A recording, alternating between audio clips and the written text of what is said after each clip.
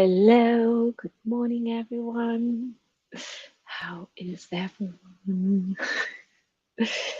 James is here and he says hi to all the future friends and sends us some virtual hugs, which is great. And he also invites us to have some coffee with him. Pull up a seat and have some coffee. I love that. Mark is here. Hello, good morning. And Loretta also says, thank you for the writing fuel. Yeah, you all need that. Oh, and Leah is here. Hello, greetings all. Oh, more treats today, I see. Thank you for the offerings yesterday, Mark. And thank you for the coffee today. So, which reminds me to say hi to all future friends, but I know James also said this already. Mark says, thank you for the coffee, James. I've had breakfast already and I'm sitting with my big cup of tea still. What kind of tea? But we'll have your coffee later for second breakfast and third and fourth. Haha, the evil one. Hello. James is so lame. Loosen up a little. The bar is open. It's actually a common thing in the south of Germany, where also the Oktoberfest is happening right now, to drink, I don't even know, a special kind of beer for breakfast and eat those special sausages. So what is this? It's white beer. What? Oh no, what would be the translation? Wheat beer. It's just wheat beer. Okay, yeah, makes sense. So yeah, so it's not that strange to see beer for breakfast, but I wouldn't do this.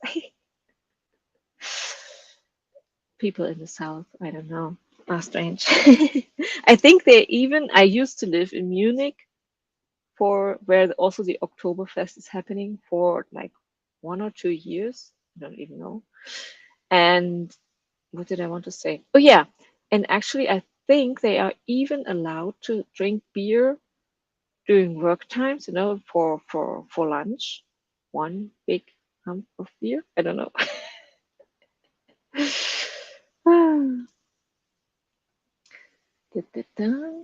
So everyone, it's beer o'clock here. So thank you. Don't mind if I do. Yeah, for you it's a good time. Ooh, raspberry vanilla tea. I like that.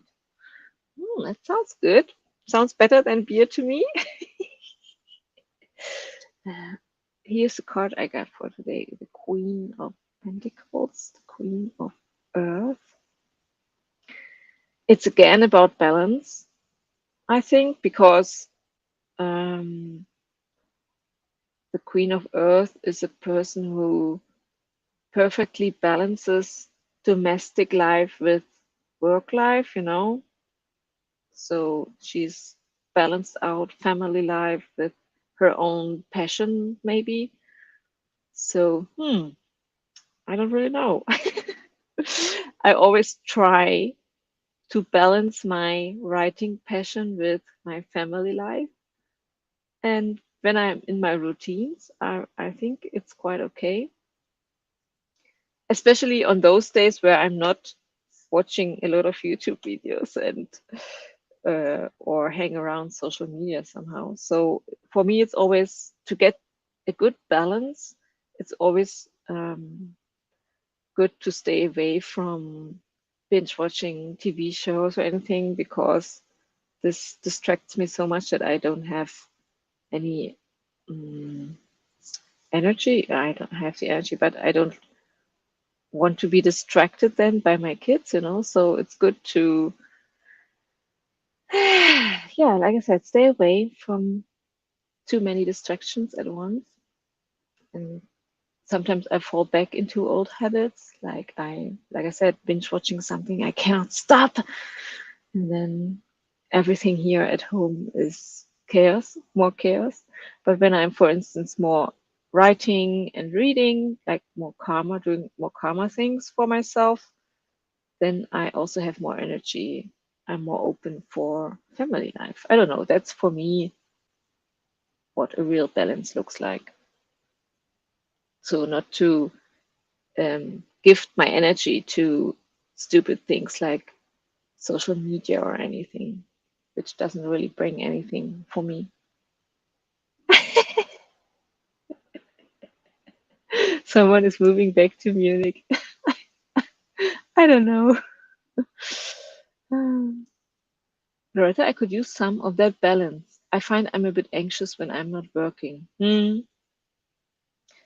Yeah, I also am anxious. I think that's what the last days stressed me out a bit. This feeling of not doing enough work. I don't know why that is.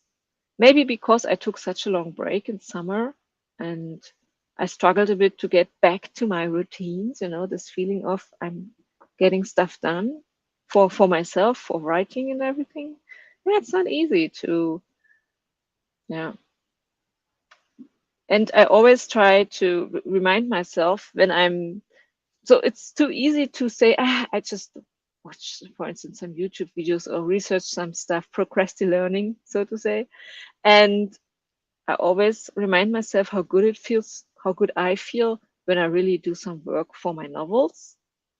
So I always try to remember that so that I'm more motivated to really do something for myself, for my long-term goals, so to say. Um, it's called being in a graduate program.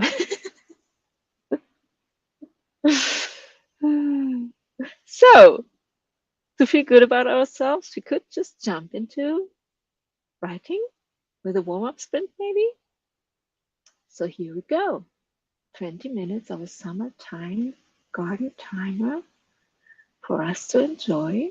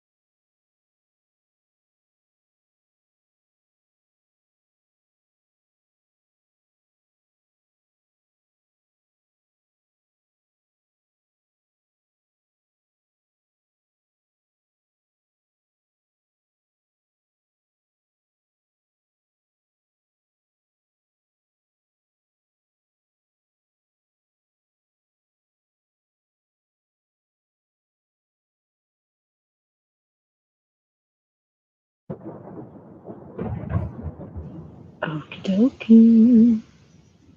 That was sprint number 1. And Leah used the sprint to go to bed because, and I think that's an important point, she said, I'm most balanced when I follow my circadian rhythms. Yeah, sleep. I feel so bad saying this to James and Loretta, who are here right now. But for me too, sleep helps a lot with at least being stable, not so emotionally unstable. And yeah, more calm, more inner balance, definitely. Sleep is very important for me. Maybe that's why I'm looking forward already to the fall vacation. I think it starts in 2 weeks because then we can just sleep in a little bit more. Yeah, I continued reading in my book. Now I'm at a chapter where Brandon Collins is discussing emotions. How can you show the emotions of a character, and not just because emotions are have a lot of layers, so that and someone isn't just angry all the time, but emotions fluctuate, just what we talked about. When you're unbalanced, when you meet conflict, for instance, in a story or in a scene, you react differently. So how can you show this in a novel? So that's a very interesting topic, definitely. And yesterday I actually also started to I also work on other projects in the afternoon because I cannot focus all day on just this one novel. And actually, this is just really good to think about your characters with the help of this book. And because it's more precise, or you get more specific about things when you write them then down. And yeah, so yeah. Yes, sleeping is one of the best inventions ever, especially now when it's fall season and it's cold outside and it's dark when I get up. I just want to stay in bed. It's not, I think it's not natural for us humans to get up before the sun rises. Maybe that's why I'm grumpy. When always the whole week, when I start the stream, I'm like, I'm not in a good mood today. But I'm already feeling a bit better. I drink coffee. So yeah, just maybe in fall season I need a longer time to really wake up. I'm just laughing about James. Yeah. So maybe in summer you just get up and have a good energy, yay! And now in the fall season you just need some hours to really get into a good headspace. I don't know, but it's also my novel. I'm struggling a bit. Maybe it's also I had the thought in the first sprint that maybe I feel like I'm um, bringing distance between me and my novel, my characters, while because I'm in this editing headspace, I'm looking at my novel differently now, not from such an emotional or intuitive writing space, but I'm more looking at it, like I said, it's more specific, and I really think about the scenes and how they are structured and stuff like that. And maybe this feels a bit, yeah, it's just different. And yeah, I don't know. I cannot really put it into words again. Maybe I also struggle because I feel like I'm not good with words. I cannot even express myself. How can I write a novel? But I will get through this. I will get through this phase. I had this with my first novel as well. And I always will think about how good it will feel when I'm done with this step and the next step. Then it's just published and I will be so happy and it will feel so good.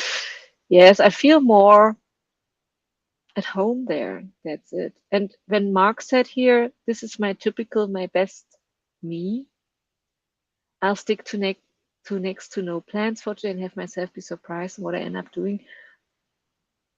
I feel like these days I'm one step closer to my own holy grail, being productive by trusting and following my impulses.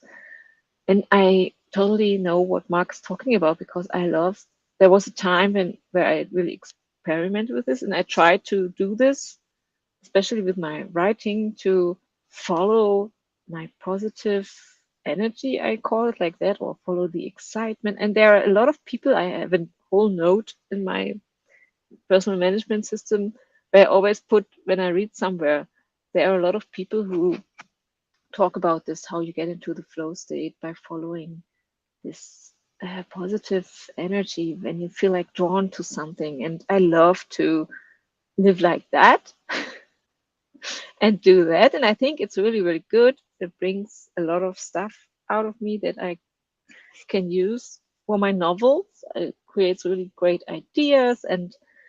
But at a certain stage, now with this one novel, if I want to finish it, I have to go into this other, like the right brain side probably, and look more at rules and stuff because to make my stuff readable. And I'm an INFJ, so probably I'm not very good at details, with details. I love to play around and have overall connections and then going into the nitty gritty details, working on each scene to make it good. I struggle with that. I think that's why I'm struggling a bit to stay motivated and stay on track. And I don't know, usually I say it's good to take a break and stuff like that, but I think I really need just to push through this slowly.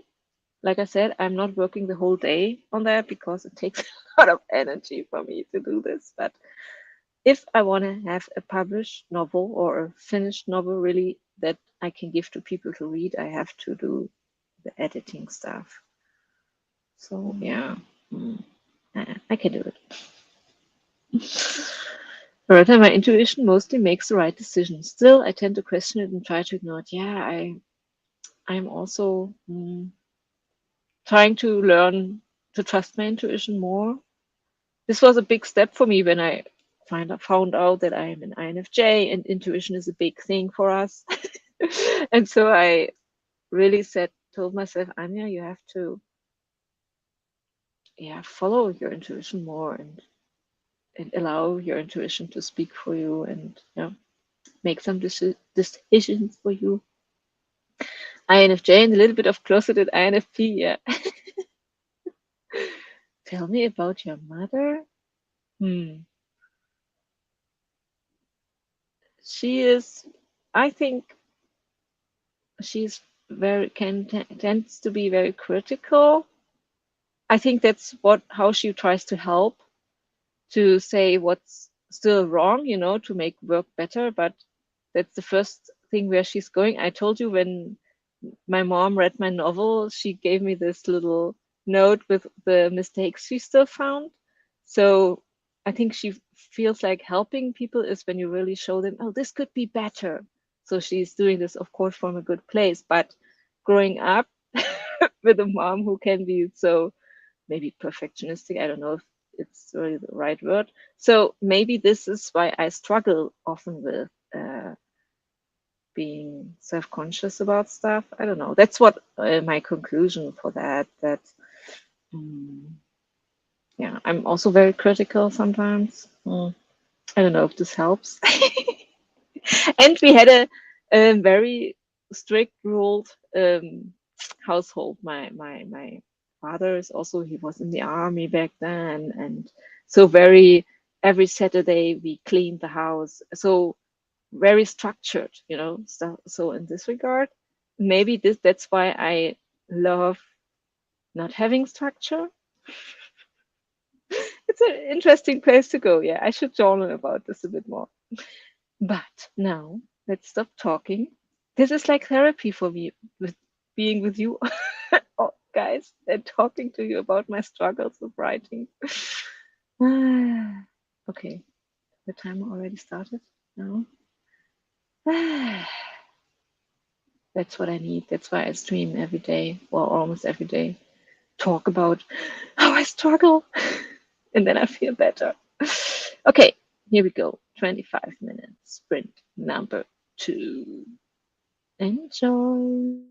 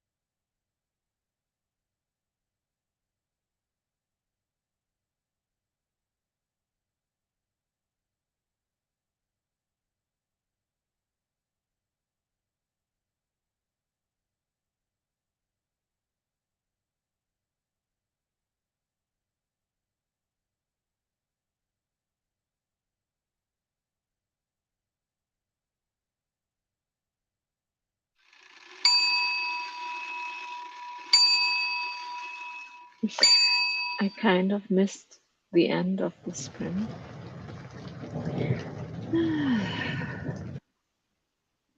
How did everybody do? So I just here stop. I have to focus again. Yeah, it was just James' comment about, let me find it. Journaling your childhood may help you figure out what's missing in your novel. You might have left an important truth unsaid. And this was like, yes. I was like, there's a lot of truth to that. And so I had this thought that instead of bringing this distance to my novel with this editing headspace, I maybe should get closer again and, yeah, look, for instance, at the mother in this story, which, yeah, brought some new ideas to me, which is great. Very, very, very good. And yeah, it's because Loretta said, or let me just go through the comments, because James said, a writing coach I read once said that we can't finish stories rooted in life issues we haven't solved for ourselves. And I was like, oh, does this mean I cannot finish this novel yet? But no, that's not true. Actually, I have worked through those things a lot, but now I have to kind of translate it into the novel. And it's so true. To make a novel or a story a good story, you somehow have to connect it to yourself. I believe that, because only then it has this deeper or this depth that also the reader will feel and be able to connect to.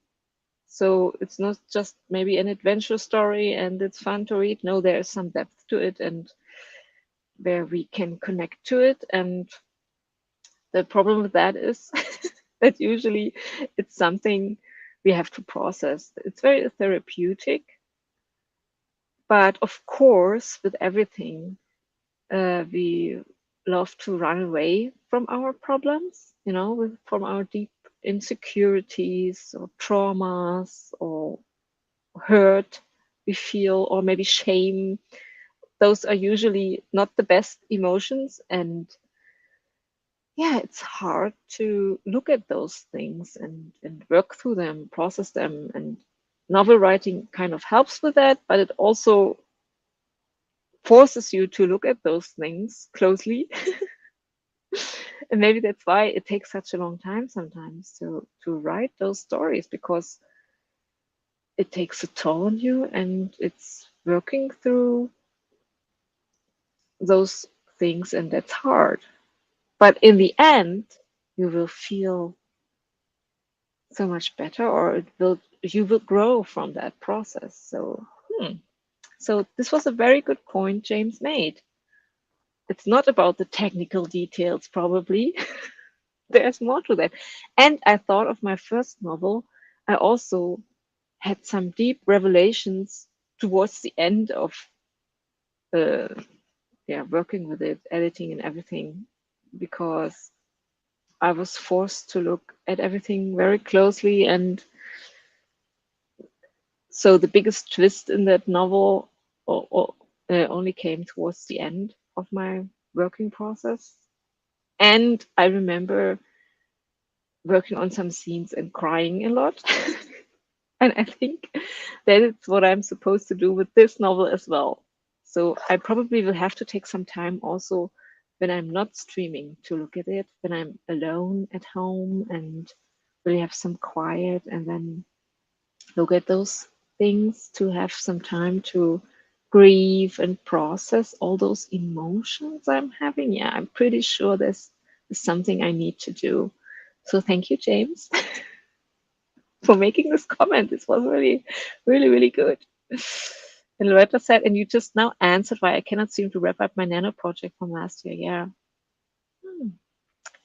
Yeah, you have to go deeper, and that's, yeah, it's tricky and hard. By the way, Anja, I've really already listened to 4.5 of the essay lectures. Yes, I also listened to 2 of those lectures, and I also want to finish this course. It's a great course. I think it's very academic as well. I think she's a professor, and you can really see all the layers she has of knowledge about essays. And I love the second lecture where she talks about this Virginia Woolf essay. Ah, I love Virginia Woolf and her writing style, so that was a treat for me. Mm, James, the funny thing is, when I originally write, tell me about your mother, I was teasing myself about acting like a shrink, I know. And I was immediately jumping there. But that's the truth, I think. In my first novel, I was the underlying theme for myself, what I had to work through was my relationship to my father somehow. And I think here I also tend to look more at the father. And I always told myself, yeah, the mother, the relationship is good and I don't have any struggles there, but that's not really true. So maybe I'm avoiding this and I have to look more closely at the mother character in my novel. And there are some, yeah, like I said, I have some ideas that I can look at more closely. And yeah, probably that's the the part where I still need to, yeah, process some things. I can't tell you how many times my jokes have opened the door to people having a pleasure. Yeah, and that's good. So we often talked about here about how important jokes are. That's another reason. There's a reason why trickster gods are often brings of wisdom. Yeah, wisdom in folklore. Exactly. The evil one. I just channel my inner asshole and I feel better. And I can really also in my body feel this, that there is something that needs to open up, you know? Oh God, this is really like therapy today, therapy session for me. But it's also a bit exciting, I have to say. I always love when something painful, it first is very painful and then it suddenly opens up, and that's why also a lot of crying is involved usually, and then it opens up and you feel exhausted but also so much lighter afterwards. I think with writing a novel you have several of those processes usually, and maybe towards the end that's the biggest one that has to I'm thinking of a pimple right now, but open up. And I think that's what is awaiting me right now. I won't do this during the stream because then I will just cry. And Mark, what your coach said is one of my biggest worries about writing. There are many experiences I haven't had in this life. Makes me fear I'll never be able to write about things. But I think that's wrong to think like that. That brings me back to this emotional memory, or what it was called, rememory. Everyone has gone through all the emotions, so you can always connect to that. And I think it's not about going out and about in life, but it's about going inside, deal with what's inside of you that will bring the real depth to your stories. So yeah, think about that. Yeah, James. You look back to yesterday's conversation about understanding the mindset. Yeah, exactly. Empathetic people can experience the feelings of others. And we all had all those emotions. I haven't read this chapter yet, but I remember this. I think she had this example with the murderer. But it's really, really true. So emotion memory.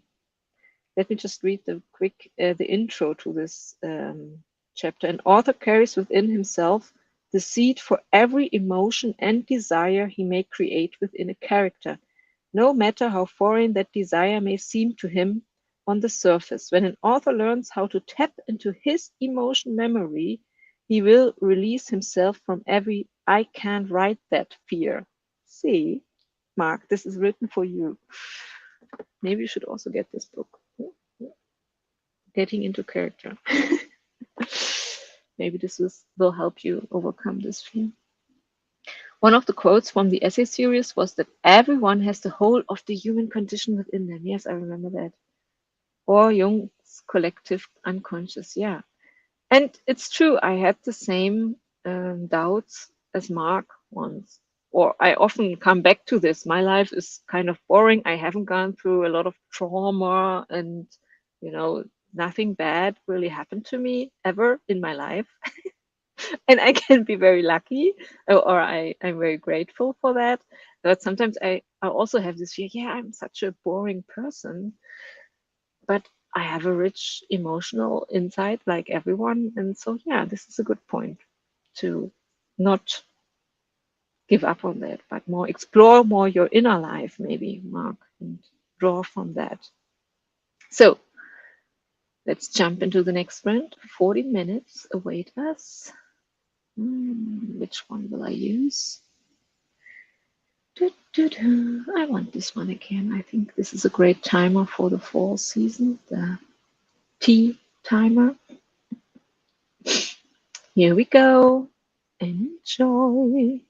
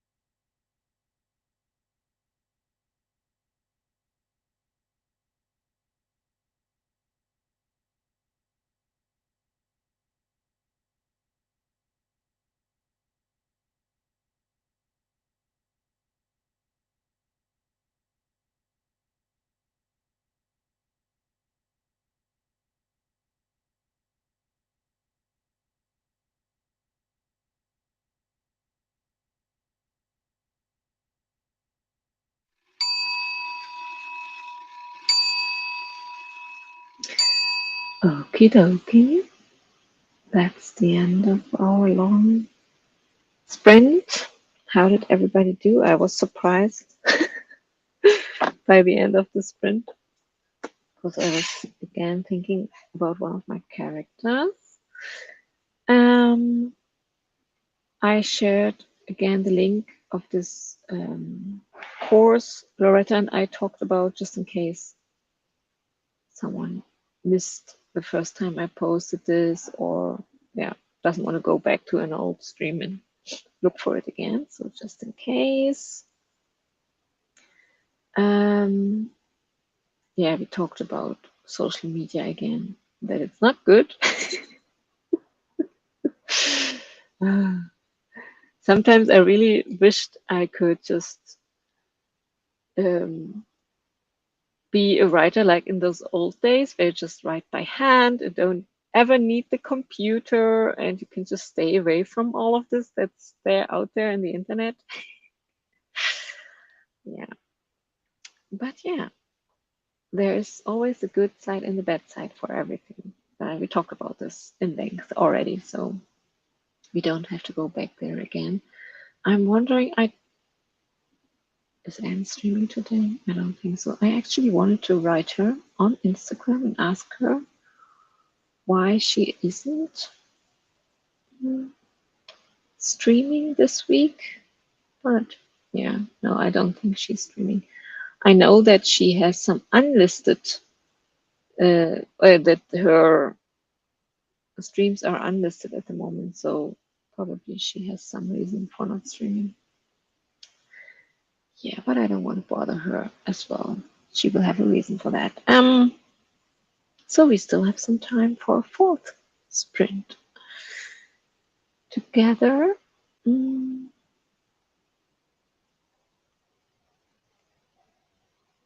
I found this very funny. You can learn a lot too much about people from their Facebook rants. Yeah, I think, or I also thought of Twitter. What I like about Twitter is that Neil Gaiman is there. I really like his posts there, but then again, it's not a healthy space. Sometimes there are fun things people share and new things I didn't know before, but the most part of Twitter is negativity in all its colors, and that's why I'm not going there. Really trying to avoid this place. Whenever I'm going there, I regret it. So I always try to remember that. Don't go to Twitter. I don't have ever had the urge to go to Facebook back again. I hated it so much at some point that I was really happy to leave the space. So yeah. But I also thought about healthy anger, that maybe we kind of sometimes need to rant, or we should rant. That's why I wrote this comment. Maybe writing a novel is a bit like ranting on Facebook. Maybe, we can show in writing those negative emotions and work through them. I mean, because we also, although we are most of the time polite, maybe especially us people who are very polite, maybe those have a lot of hidden anger, that we don't let out, or to seldom let anger go there to those dark places. This is also something which might be healthy and good for our creativity, to be angry at times and let those things out in writing, for instance, would be a good way to do that. Like really write about things you hate and people you don't like, and from a good place, like it's okay to be angry sometimes and rant. You just don't have to publish this on Facebook, but maybe it leads to something cool, Yeah. it's a good way to work with those emotions. Is it working with those emotions? But yeah, just let them out, you know? Yeah, it's a good way. Death metal is my rant.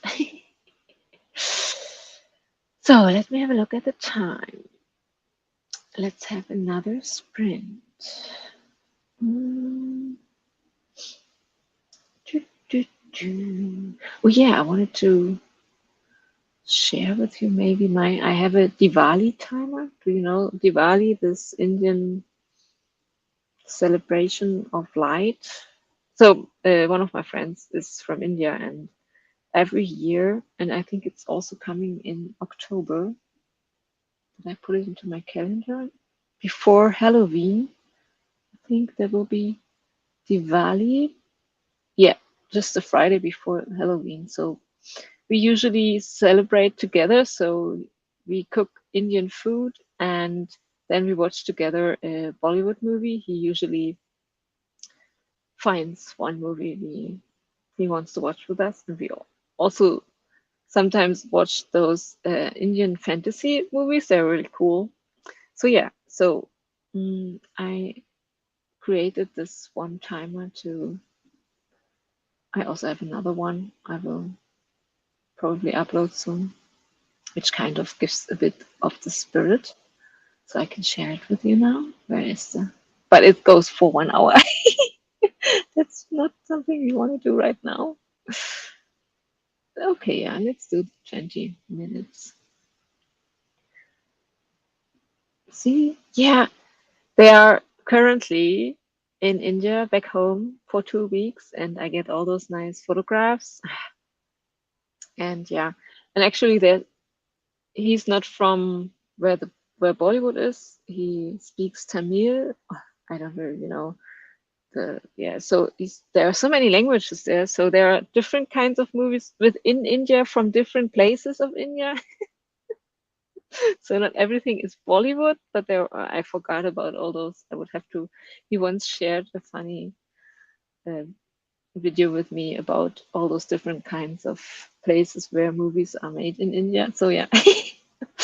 Yes, and I love Indian food as well because of all the different kinds of herbs and tastes you have there. And I'm getting hungry right now. And it's so diverse, the food.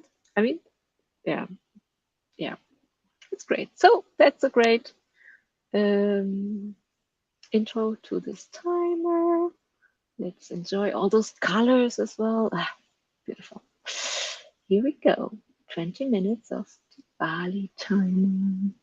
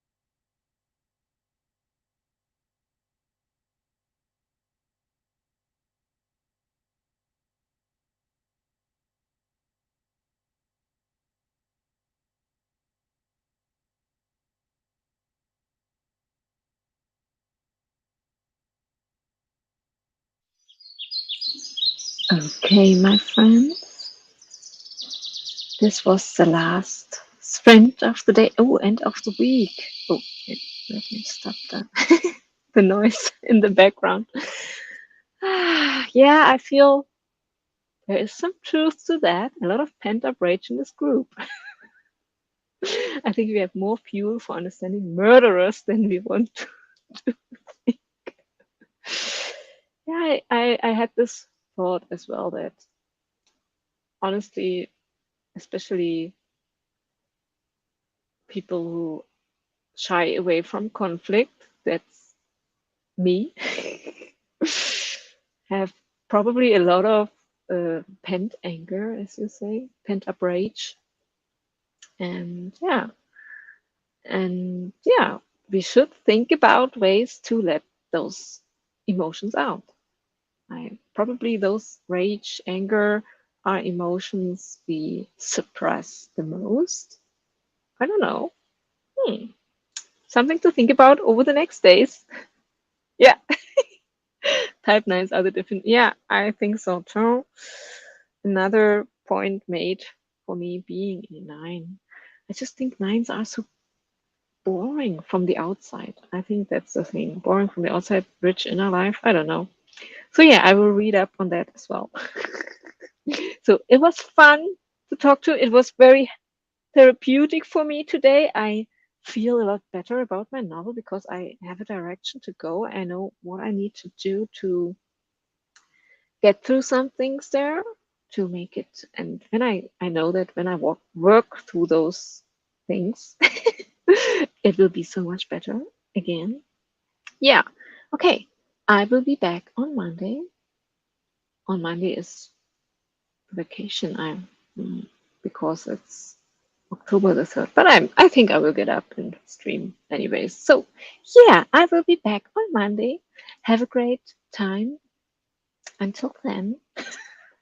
Ciao ciao.